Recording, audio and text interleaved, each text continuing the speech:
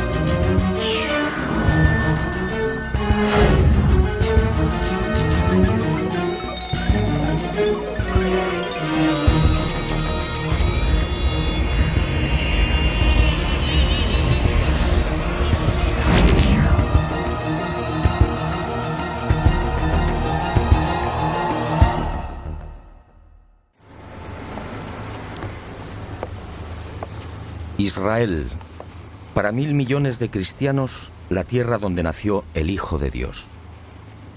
Así lo reflejan la historia y la tradición. Una historia y una tradición, como iremos viendo, repletas de errores y manipulaciones. Este sencillamente es mi objetivo: mostrarle cómo los hombres, voluntaria o involuntariamente, han llegado a tergiversar las palabras del Maestro y muchos de los sucesos que los rodearon. Y he dicho bien, tergiversar, es decir, interpretar erróneamente. Todo un cúmulo de tergiversaciones que ha maquillado y deformado su mensaje, su figura e incluso a cuantos lo acompañaron. Pero empecemos por el principio. María y José, padres terrenales de Jesús, viajan desde Nazaret a Belén obedeciendo la orden de Augusto, el emperador romano. Todos los súbditos deben empadronarse. Corría el año -7 de nuestra era. Y al llegar a la aldea de Belén, María dio a luz a su primogénito. Con este feliz acontecimiento nacería también el primer gran error de esta historia. Un error que todavía arrastramos y que prácticamente no tiene solución. Durante siglos la cristiandad consideró y todavía considera que aquel nacimiento tuvo lugar en el año 0. Grave error. Todo se debió a un lapsus cometido por un monje del siglo VI, Dionisio el Exiguo. En 1582, cuando el Papa Gregorio XIII emprendió la necesaria reforma del calendario de Julio César, se fió de los cálculos de este buen monje, estableciendo el nacimiento de Jesús en el referido año 0. En el siglo XX, historiadores, exégetas y astrónomos descubrirían que Jesús nació mucho antes. La clave se llamó Herodes el Grande, el rey que gobernó Palestina hasta el año -4 de nuestra era. Al fijar la fecha de la muerte de Herodes el 13 de marzo de dicho año -4, los especialistas comprobaron con espanto cómo el calendario actualmente en vigor se hallaba total y lamentablemente equivocado. Amén de que el año 0 como tal no existe, Es perfectamente sabido que Jesús nació bajo el reinado del sanguinario Herodes. Y es igualmente conocido que dicho rey ordenó la matanza de los niños varones menores de 2 años de edad de Belén y su comarca. Esta trágica circunstancia sitúa el nacimiento del Maestro en los años -6 o -7. En otras palabras, si los cálculos de Dionisio el Exiguo hubieran sido rigurosos, hoy estaríamos en el 2008 o en el 2009.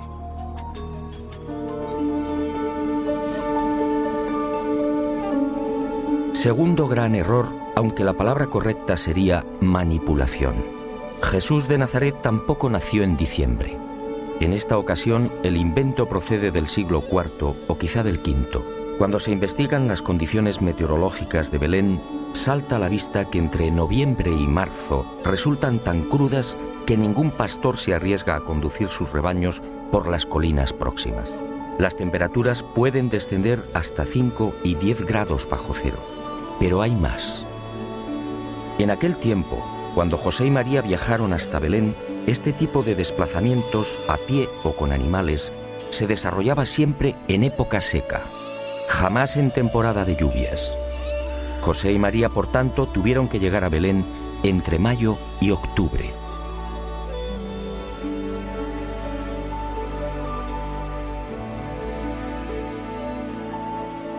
¿Qué fue entonces lo que sucedió? ¿Por qué la cristiandad celebra la Navidad el 25 de diciembre? Muchos siglos antes del nacimiento del Hijo del Hombre, los pueblos mesopotámicos, egipcio y finalmente el Imperio Romano tenían la costumbre de celebrar una fiesta llamada Diualia. Arrancaba el 21 de diciembre, conmemorando el alargamiento de los días o la victoria del sol. A partir de esa fecha, en efecto, el sol vence y las jornadas diurnas se alargan progresivamente. Y aunque no existen datos concretos al respecto, los historiadores apuntan a Constantino como el emperador que admitió el cambio, sustituyendo la fiesta pagana del sol invicto por la del nacimiento de Jesús, el verdadero vencedor de las tinieblas. Y a pesar de la dura oposición de la Iglesia oriental, que se negó a admitir la fecha, la manipulación fue aceptada. Hoy muy pocos saben que este cambio obedeció a una maniobra política destinada a eclipsar una celebración pagana. Otra aberración del régimen de Constantino, el primer gobernante que aceptó el cristianismo como religión oficial.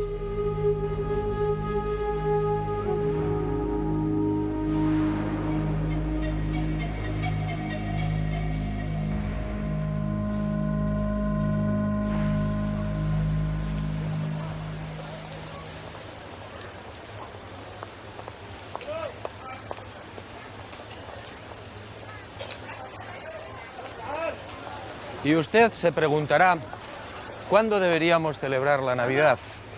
Hace años recibí una información privilegiada en la que se revela que Jesús de Nazaret nació a las 12 del mediodía de un 21 de agosto. Esa, al parecer, sería la fecha exacta. Un aniversario que, obviamente, celebramos muy pocos.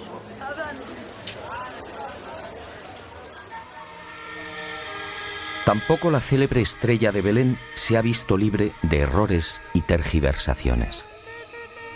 Primero fueron los teólogos. Para estos, el relato evangélico de Mateo debe ser tomado como un género midrásico o una construcción agádica, es decir, como una bella leyenda oriental, con detalles pintorescos que viene a reforzar la enseñanza teológica. Y me pregunto, si un fenómeno choca con la razón, ¿significa que ha sido inventado?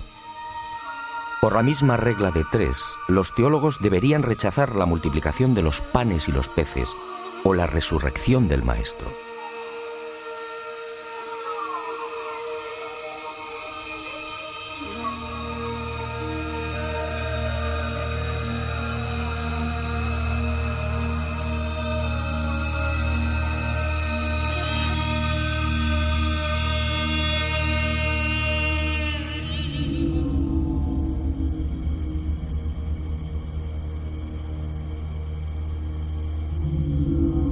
Después, a la miopía de los teólogos se sumó la de los astrónomos. Durante un tiempo, basándose en las ideas de Orígenes, la estrella que condujo a los magos fue explicada con la hipótesis de un cometa. Y en 1603, Kepler aportó otra teoría astronómica que sigue en vigor. El 17 de diciembre de aquel año, el famoso astrónomo se encontraba junto al río Moldava, en Praga. Esa noche, Júpiter y Saturno se hallaban muy próximos entre sí. Kepler estudió la conjunción de ambos planetas y, basándose en el relato del rabino Abarbanel, dedujo que aquella era la señal que guió a los magos hasta Belén. Kepler tenía razón a medias. Los actuales cálculos astronómicos han demostrado que en el año -7, en efecto, se registró una triple conjunción o aproximación de Júpiter y Saturno. La primera el 29 de mayo, y fue visible durante 2 horas. La segunda el 3 de octubre y también en la constelación de los Peces. La última el 4 de diciembre. Pero Kepler, como digo, acertó a medias.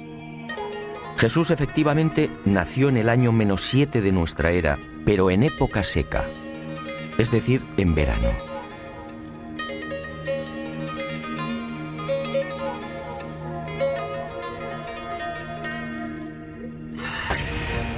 De las 3 conjunciones registradas por la astronomía, solo la primera, la del 29 de mayo, encajaría en la hipótesis de Kepler y de los astrónomos modernos. Pero esa intensa aproximación de Júpiter y Saturno solo duró 2 horas. Y me pregunto, si el viaje desde Ur de Caldea hasta Belén podía tener una duración aproximada de 3 meses, ¿cómo llegaron los sacerdotes y astrólogos caldeos hasta el lugar donde se hallaba el niño?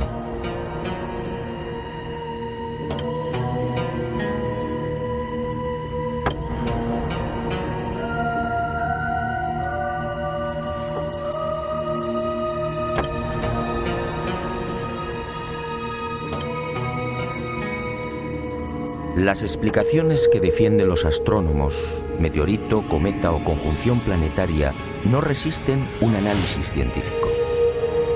En los 2 primeros supuestos, al ingresar en la atmósfera, cometa o meteorito se habrían desintegrado.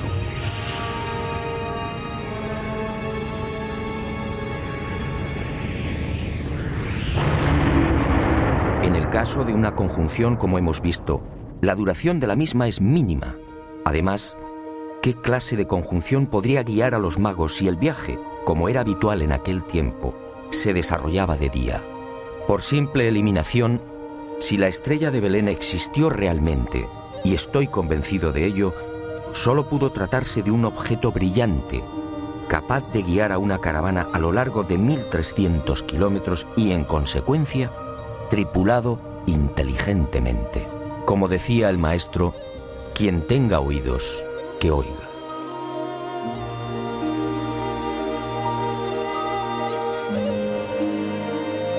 La teología moderna tampoco se siente cómoda con la matanza de los inocentes.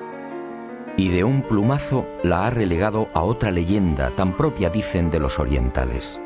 ¿Es que Herodes, el grande responsable de los asesinatos de los bebés, no era capaz de una crueldad semejante?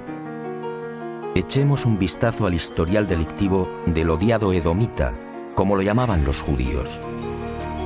En el año 39 a.C. asedia Jerusalén y acuchilla a miles de hebreos. A partir del 37, también antes de Cristo, el gobierno de Herodes se convierte en una pesadilla.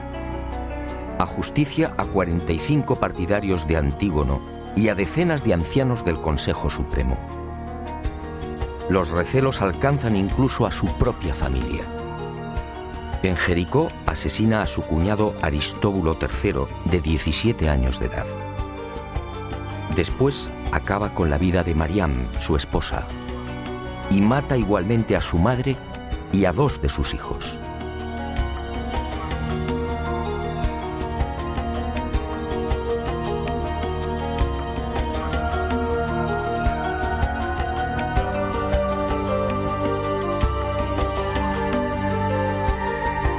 Herodes, por supuesto, era capaz de un infanticidio y de mucho más.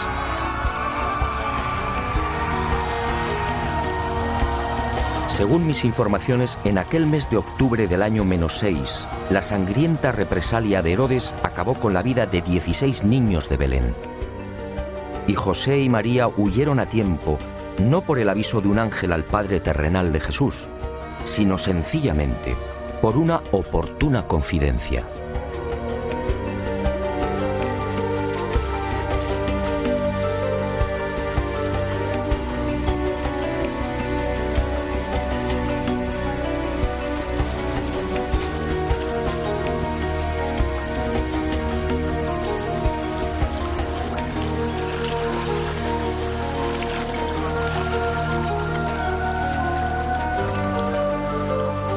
Los escritores sagrados apenas hacen mención de la estancia de José y María en la ciudad egipcia de Alejandría. Aquí vivieron durante 2 años.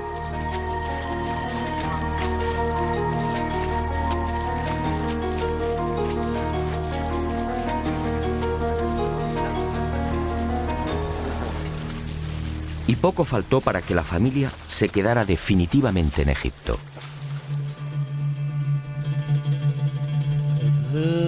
Pero en el año -4 deciden regresar a Belén y surge un nuevo conflicto ignorado por los evangelistas. ¿O fue ocultado deliberadamente? A lo largo de toda su vida, María equivocó la misión de su hijo. Para aquella mujer, Jesús no era otra cosa que el Mesías libertador, un líder político que debería liberar a su pueblo de la opresión romana. Y fuertemente influenciada por esta creencia, la madre del Galileo trató de fijar su residencia en Belén. De esta forma, al hallarse tan cerca de Jerusalén, las posibilidades del hijo en esa supuesta carrera política serían más sólidas y prometedoras que en la oscura y perdida aldea de Nazaret. José se opone y finalmente triunfa el sentido común. El sucesor de Herodes el Grande, el no menos sanguinario Arquelao, no inspira confianza a José y ese mismo año -4 se instala definitivamente en Nazaret. Jesús contaba 3 años de edad.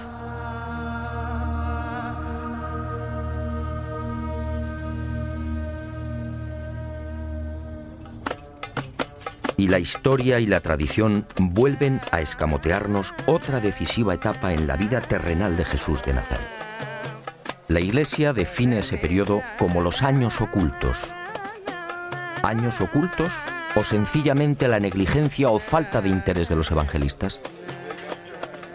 Según mis informaciones, en los 24 años en los que Jesús vivió en Nazaret, jamás estuvo oculto. Aquí vio crecer a sus hermanos, 8 en total: Santiago, Miriam, José, Simón, Marta, Judas, Amós y Ruth. Aquí aprendió varios oficios. Aquí, a los 14 años tras la muerte de José, se convertiría en el cabeza de familia. Aquí rechazaría la invitación para enrolarse en las guerrillas zelotas contra Roma. Aquí, sobre todo, nacerían sus primeras grandes dudas. ¿Quién era realmente? ¿Cuál era su destino? Solo Lucas hace una leve alusión a esos años supuestamente ocultos y secretos. Pero la tradición se encargaría de deformarla. Y hoy, al rememorar el pasaje, los cristianos hablan del niño perdido y hallado en el templo. Jesús jamás estuvo perdido. Durante esos 3 días se alojó en Betania, en la casa de su amigo Lázaro. Jesús tenía casi 13 años y sabía desenvolverse a la perfección por las calles de la ciudad santa.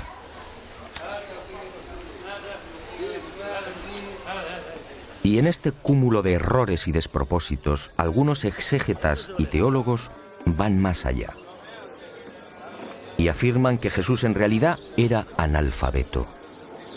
Y justifican la afirmación porque no dejó escritos. El infundio resulta patético. Está claro que Jesús sabía arameo galalaico, su lengua natal, y también hebreo bíblico, De lo contrario, no hubiera podido leer en las sinagogas. En aquel tiempo, además, la enseñanza era obligatoria para los varones a partir de los 5 años. Y se aprendía a leer justamente con las Sagradas Escrituras. Pero el maestro dominaba igualmente la koiné, el griego internacional utilizado por viajeros y comerciantes. Esa probablemente fue la lengua en la que conversó con Poncio Pilato. El que no dejara escritos de su puño y letra, al igual que tampoco dejó descendencia ni resto alguno de su cadáver, obedece a otra singular circunstancia. Una opción personal de Jesús que nos llevaría muy lejos y que quizá algún día me decida a contar.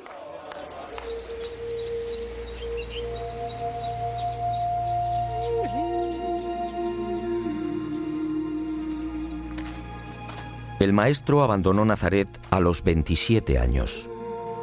Corría el año 21 de nuestra era. A partir de ese momento, Jesús de Nazaret emprende una fascinante aventura. El sueño de su vida, viajar. Según mis noticias, durante un primer año, el maestro, siempre de incógnito, se embarca en una apasionante gira por el Mediterráneo y parte de Oriente. Tras visitar Jope y Cesarea, se dirige por mar hacia la ciudad egipcia de Alejandría. Aquí permanece un tiempo. Visita la célebre biblioteca y contempla las pirámides de Giza. He aquí otra imagen desconocida del Hijo del Hombre. Jesús al pie de las imponentes construcciones faraónicas. De Alejandría navega hacia Creta y de allí a Cirene y Cartago. Jesús se mezcla con los hombres, los observa, aprende de ellos y de Cartago pone rumbo a Malta. Después Siracusa en Sicilia, Mesana y por mar alcanza las costas de la actual Italia. Visita Capua y por la vía Apia entra en Roma.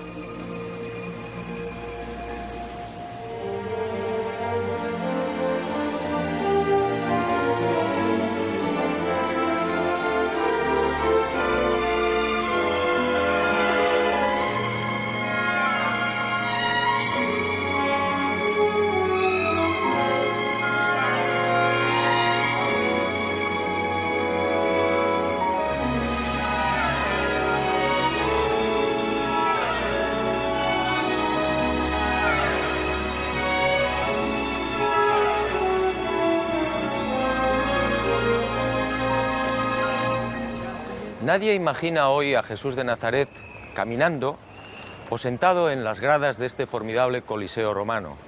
Sin embargo, así fue. Durante su estancia en la Roma del emperador Tiberio, el maestro disfrutó también de los juegos y de la belleza de la capital del imperio. Aquí escuchó a los más insignes filósofos de la época y siempre de incógnito adelantó parte de su mensaje. Un mensaje que causó sensación entre los romanos, pero nadie supo quién era aquel brillante orador. Años más tarde, cuando Pedro y Pablo arribaron a Roma, quedaron sorprendidos. Un nutrido grupo de romanos sabía ya del gran mensaje de igualdad que había predicado el maestro. Pero la historia y la tradición jamás lo contaron.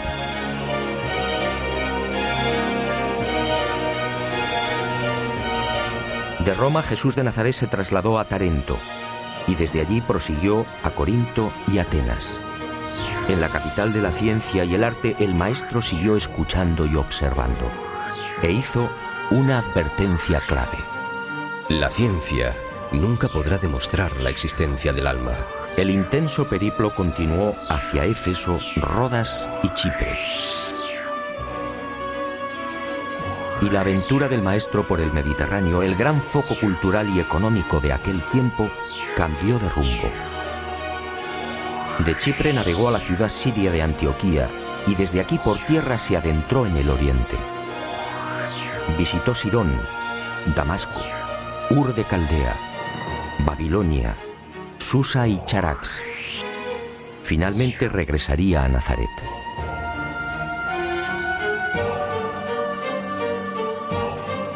Meses más tarde, Cuando Jesús estaba a punto de cumplir 29 años, emprendería una segunda y no menos apasionante gira. Un largo viaje que lo llevaría desde Jerusalén hasta el remoto lago Urmia y la región suroriental del actual mar Caspio. Un viaje en el que Jesús se mezcló con las razas orientales y en el que, igualmente de incógnito, observó y escuchó a sus criaturas. Otra de las grandes y misteriosas razones de su encarnación: conocer de cerca a los que él mismo había creado.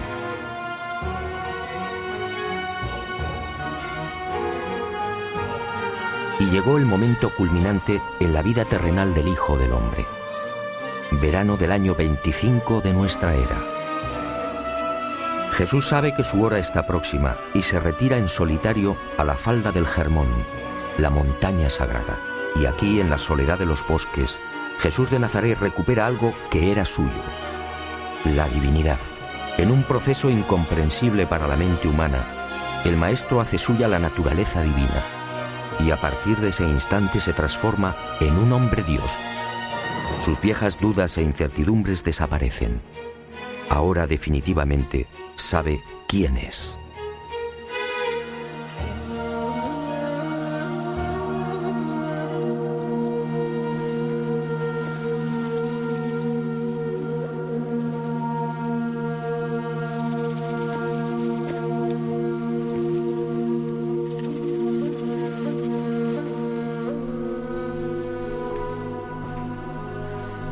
Inexplicablemente, ese histórico momento en el Hermón fue silenciado.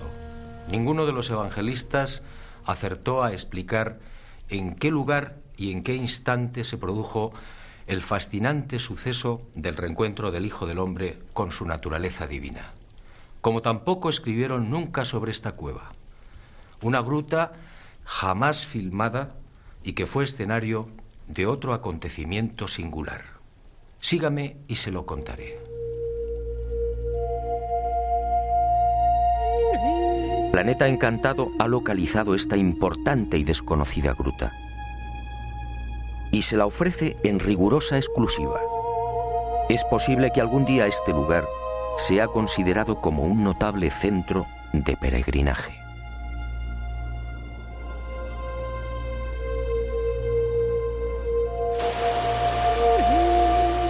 Ocurrió el 14 de enero del año 26.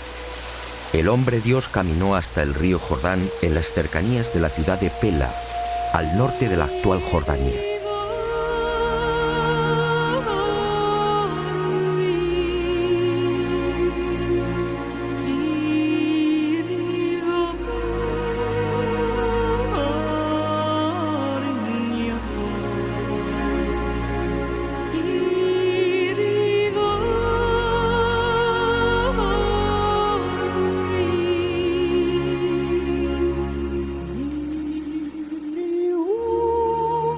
Aquí fue bautizado por Juan y de inmediato se retiró al desierto.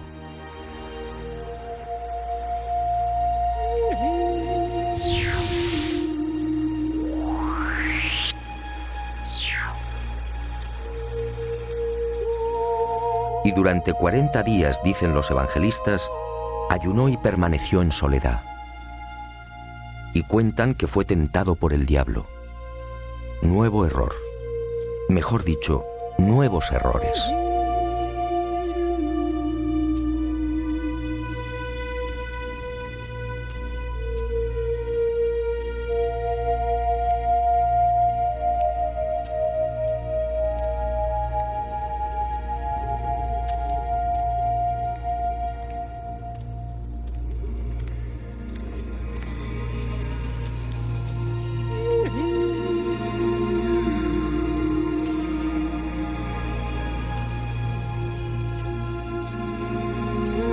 Jesús se retiró hacia el este, sí, pero no al desierto.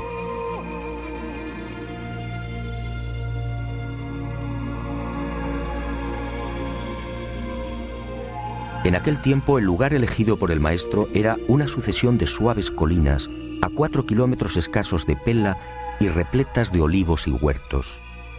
Y tampoco ayunó. Esos 40 días transcurrieron en las cercanías de una aldea, Bet-Idz, hoy desaparecida. El maestro convivió con sencillos beduinos. Desde la cueva que le sirvió de refugio, se alejaba cada día hasta la soledad de los olivares.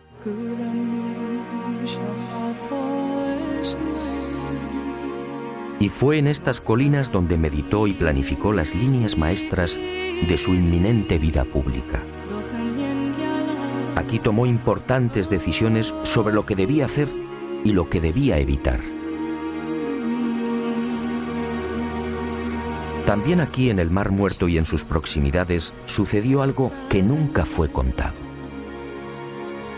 Concluido el retiro de los 40 días en la cueva de Pella, Jesús regresó a la Galilea. Y el hombre que lo había bautizado continuó predicando.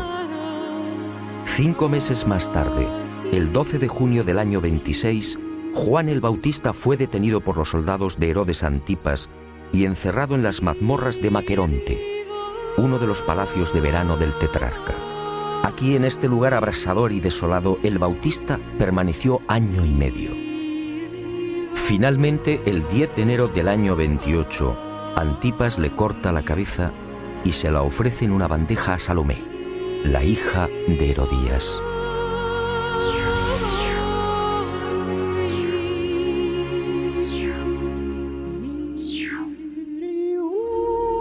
Hasta aquí la historia conocida. Pero en ese 1 año y medio, mientras el primo lejano de Jesús se consumía en los sótanos de Maqueronte, ocurrió algo que los evangelistas prefirieron ignorar. Es un hecho que Juan el Bautista alcanzó un notable eco entre los judíos. Muy pronto se vio rodeado de un grupo de fieles discípulos, y entre estos, un personaje que pasaría a la historia años después: Judas Iscariote. Y durante el tiempo de prisión, los discípulos del Bautista acudieron en varias oportunidades a las orillas del mar de Tiberíades, solicitando a Jesús que intercediera por su primo. Uno de esos hombres fue Judas, pero el maestro no movió un dedo en favor del Bautista. Y surgieron conflictos entre los primeros discípulos del Galileo y los seguidores de Juan. Conflictos y disputas que se prolongarían incluso después de la muerte del anunciador. He aquí una de las razones que alimentaría de antiguo el resentimiento de Judas hacia el maestro. Nada de esto fue contado, quizá para no dañar la imagen de Jesús o quizá la del Bautista. El maestro sabía que de seguir vivo, Juan terminaría siendo una continua fuente de problemas y enfrentamientos.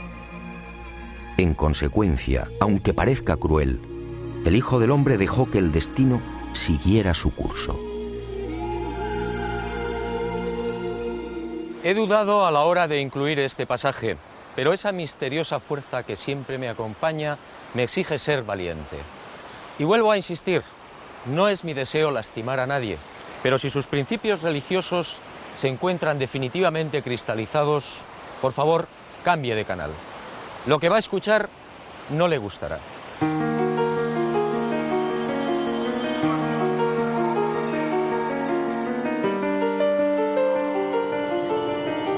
Fue aquí, en este hermoso lugar, donde el evangelista sitúa la supuesta fundación de la Iglesia. Y he dicho bien, supuesta. Mateo dice: Y yo a mi vez te digo que tú eres Pedro, y sobre esta piedra edificaré mi iglesia, y las puertas del infierno no prevalecerán contra ella. A ti te daré las llaves del reino de los cielos, y lo que ates en la tierra quedará atado en los cielos, y lo que desates en la tierra quedará desatado en los cielos. Extraño, sí. ¿Fundó Jesús una iglesia? De haber sido así, millones de seres humanos habrían quedado al margen de su mensaje y de la esperanza. No, este no era el estilo ni el pensamiento del Hijo del Hombre. Las palabras del Maestro en este lugar fueron otras. No se dirigió a Pedro, sino a los 12, y dijo: Yo os declaro que sobre vuestros corazones edificaré la hermandad espiritual del reino de los cielos, y sobre esta roca espiritual levantaré el templo de las realidades eternas del reino de mi Padre. ninguna fuerza prevalecerá contra esta fraternidad espiritual. Después de la resurrección de Jesús de Nazaret, Pedro sería elegido líder indiscutible de la naciente organización. Y alguien, al redactar los evangelios, reafirmó el liderazgo falseando el pensamiento y las palabras del Maestro. Y nació la Iglesia Católica, un invento humano. 1.000 millones de personas engañadas por la historia y la tradición.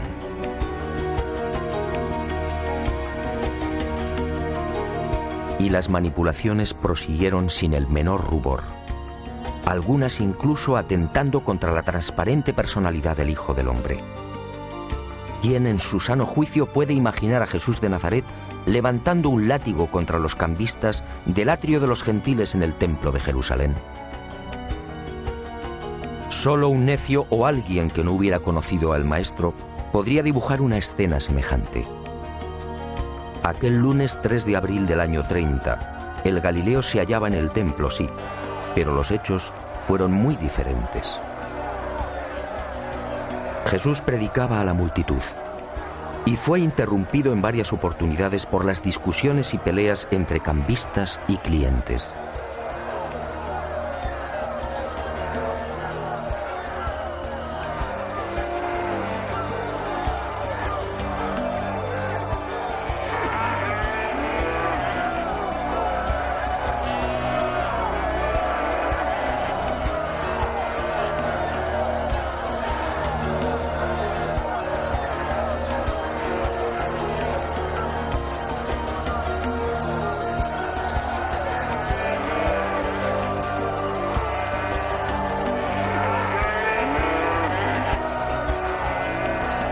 Fue entonces cuando el Hijo del Hombre, decidido, abrió las puertas de los corrales en los que se guardaba el ganado para los sacrificios de la Pascua.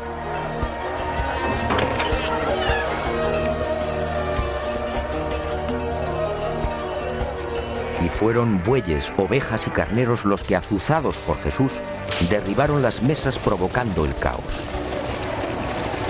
Un desastre, por cierto, aplaudido por buena parte del pueblo judío, que no veía con buenos ojos aquel injurioso comercio en la casa de Dios.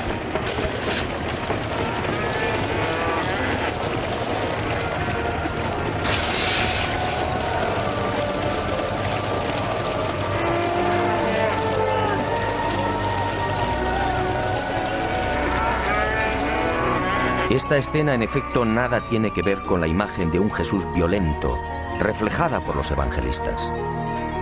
Aquel hombre Dios jamás utilizó la fuerza.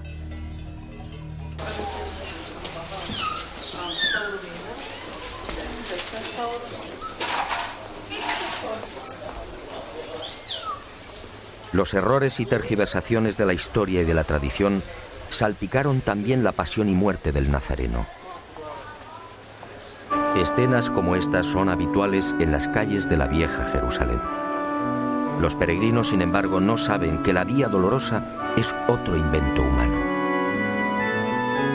Jesús, camino del Calvario, no cruzó la ciudad. La presencia junto al Hijo del Hombre de dos celotas o terroristas, mal llamados ladrones, obligó a los romanos a desviar la comitiva. Y por seguridad, evitaron las concurridas callejuelas de la Ciudad Santa, alcanzando el Gólgota por el norte y a campo a través.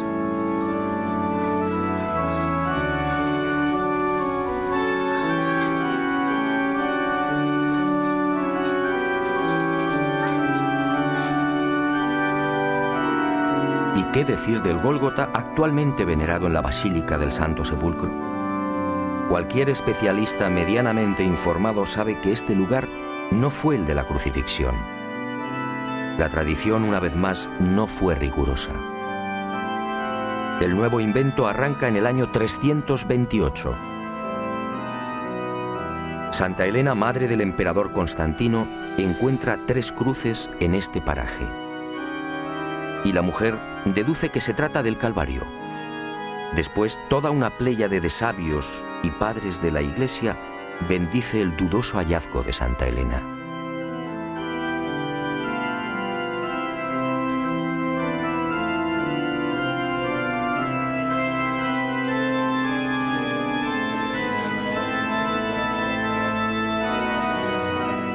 Dudoso sí por tres importantes razones. En primer lugar, porque el Hijo del Hombre y los celotas no cargaron las cruces completas, solo los patibulum, es decir, los maderos transversales.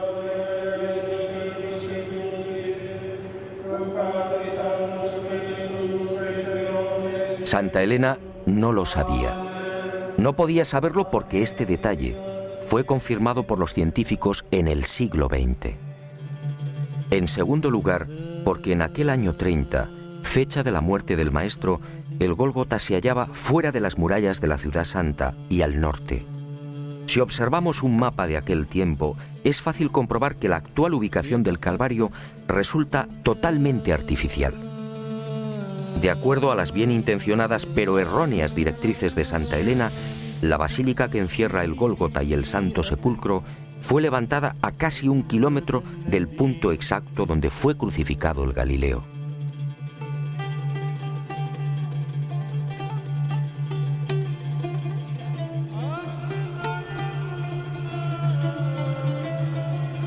Por último, el artificio de Santa Elena se vino definitivamente abajo cuando los arqueólogos judíos descubrieron los llamados túneles de los Asmoneos. En estas excavaciones aparecieron el pavimento de la Jerusalén que pisó el Hijo del Hombre y parte de los muros del segundo templo. Un enlosado construido por Herodes el Grande y situado entre 18 y 20 metros por debajo del nivel actual.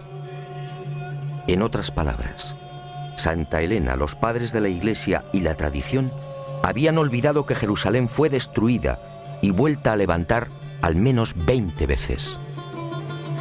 Esta circunstancia sitúa la actual Basílica del Santo Sepulcro a 20 metros de altura sobre lo que fue el suelo original en el año 30.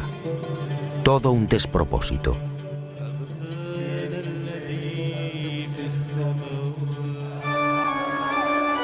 Pero todo esto en realidad poco importa.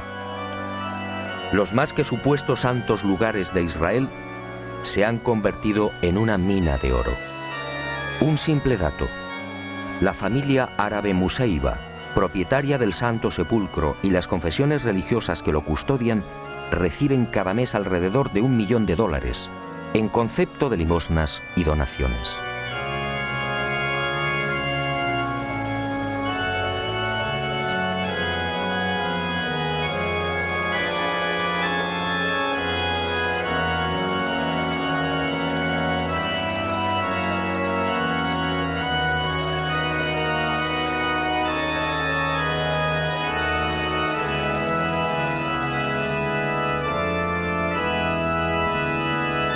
A esta vergonzosa e interminable sucesión de errores y manipulaciones hay que sumar por último los lamentables silencios de los evangelistas respecto al Jesús resucitado.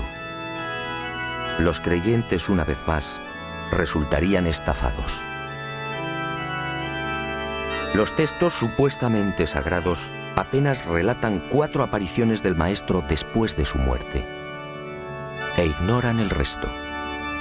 En total, 19 presencias, ¿a cuál más importante? Y la silencian sencillamente porque las palabras del resucitado no encajaban ni resultaban cómodas en la filosofía y en el rumbo de la primitiva y naciente Iglesia. Veamos 2 ejemplos muy ilustrativos.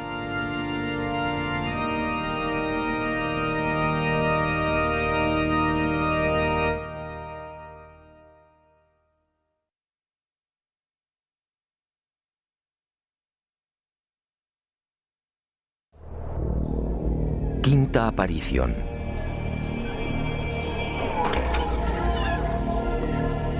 El Maestro se presenta ante María Magdalena y otras 24 mujeres.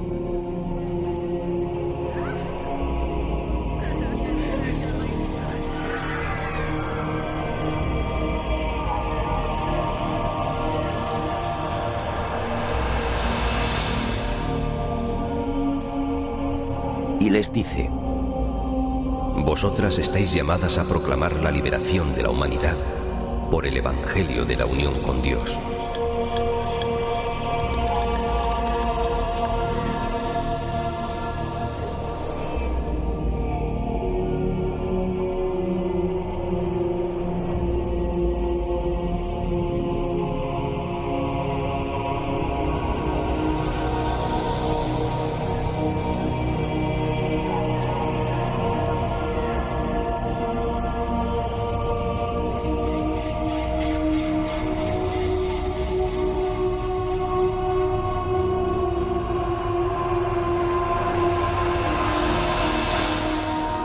Mujeres proclamando la buena nueva. Mujeres al mismo nivel que los hombres.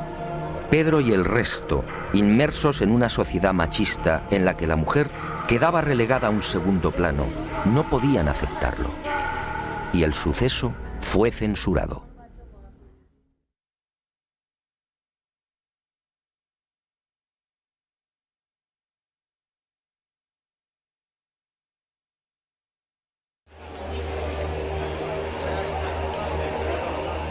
Aparición número 12. Testigos 80 griegos y judíos.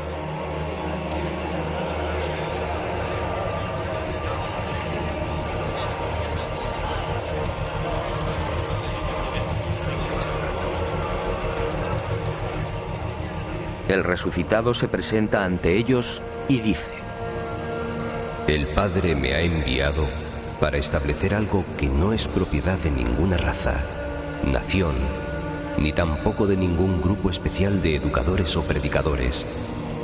El Evangelio del Reino pertenece a judíos y gentiles, a ricos y pobres, a hombres libres y esclavos, a mujeres y varones, e incluso a los niños. Prestad atención, este Evangelio no debe ser confiado exclusivamente a los sacerdotes.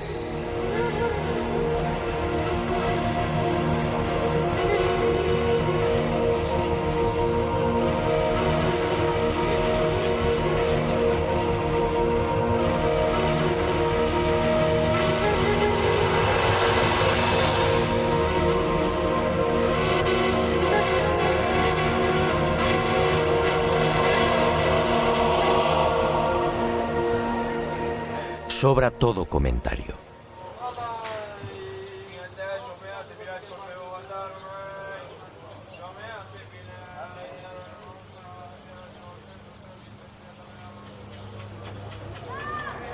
La historia, la tradición y las religiones han sepultado el mensaje original de Jesús de Nazaret.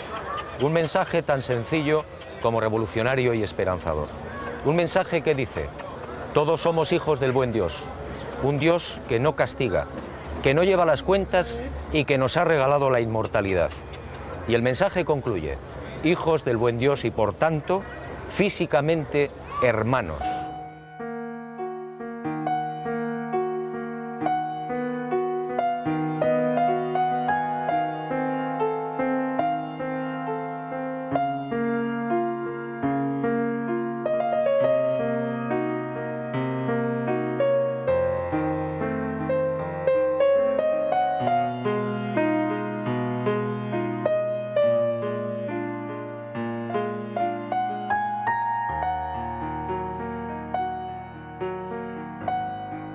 Y llegará el día en que este planeta encantado será un mundo apacible y luminoso. Un mundo sin templos, dogmas ni divisiones. Un mundo con una sola religión, la del espíritu.